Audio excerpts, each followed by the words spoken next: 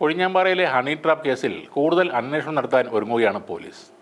കേസിൽ അറസ്റ്റിലായ പ്രതികളായ മലപ്പുറം മഞ്ചേരി സ്വദേശിനി ഗൂഡല്ലൂരിൽ താമസിക്കുന്ന മൈമുന, നല്ലപ്പള്ളി പാറക്കൽ വട്ടേക്കാട് എസ് ശ്രീജേഷ് എന്നിവർ റിമാൻഡിലാണ്. ഇവരെ കൂടാതെ കേസിലെ പ്രധാന പ്രതികളായ കൊഴിഞ്ഞാമ്പാറ കല്ലാണ്ടിച്ചുള്ള എസ് പ്രതീഷ്, ജിതിൻ എന്നിവർ പോലീസ് നിരീക്ഷണത്തിലാണെന്നും സംഭവത്തിൽ ഉൾപ്പെട്ട മറ്റൊരു സ്ത്രീ ഉൾപ്പെടെ 5 പ്രതികൾക്കായി അന്വേഷണം ഊർജിതമാക്കിയതായും ചിറ്റൂർ ഡിവൈഎസ്പി BA കൃഷ്ണദാസ് പറയുന്നു.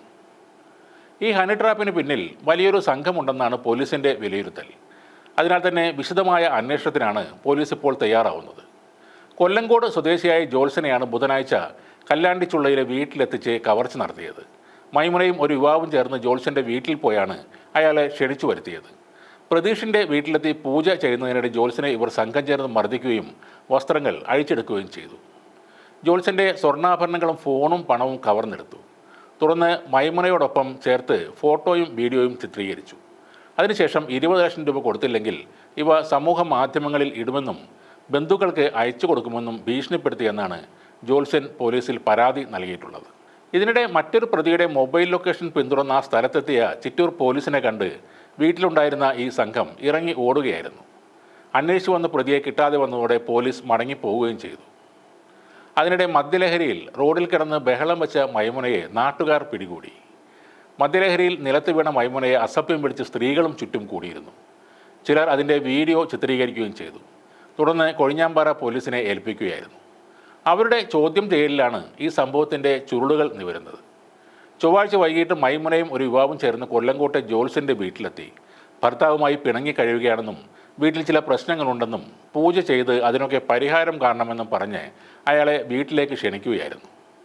അതനുസരിച്ച് കൊഴിഞ്ഞാമ്പാറയിലെത്തിയ ജോത്സനെ 2 യുവാക്കൾ ചേർന്ന് കല്ലാണ്ടിച്ചുള്ളയിലെ പ്രതീഷിൻ്റെ വീട്ടിലേക്ക് കൂട്ടിക്കൊണ്ടുപോയി.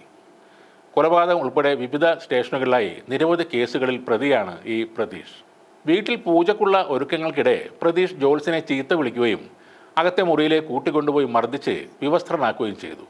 തുടർന്ന് നഗ്നയായി മുറിയിലെത്തിയ മൈമുനയെ ജോത്സനൊപ്പം നിർത്തി ഫോട്ടോയും വീഡിയോയും ഷൂട്ട് ചെയ്തു. ജോത്സൻ്റെ കഴുത്തിലുണ്ടായിരുന്ന 4.5 പവൻ വരുന്ന സ്വർണ്ണമാലയും മൊബൈൽ ഫോണും പണവും ഈ സംഘം കൈക്കലാക്കി. 2 സ്ത്രീകൾ ഉൾപ്പെടെ 9 പേരാണ് ആ വീട്ടിലുണ്ടായിരുന്നതെന്നാണ് പറയുന്നത്.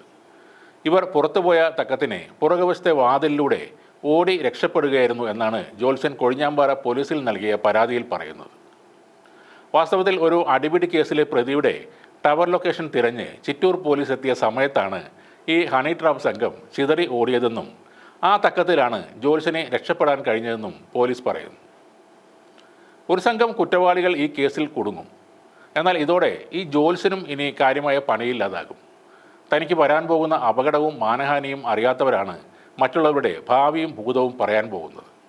കവട നിരത്തിയപ്പോൾ തനിക്കും കണ്ടകശനിയാണ് വരാൻ പോകുന്നതെന്ന് ഈ പാവൻ ജോത്സന് മനസ്സിലായതുമില്ല.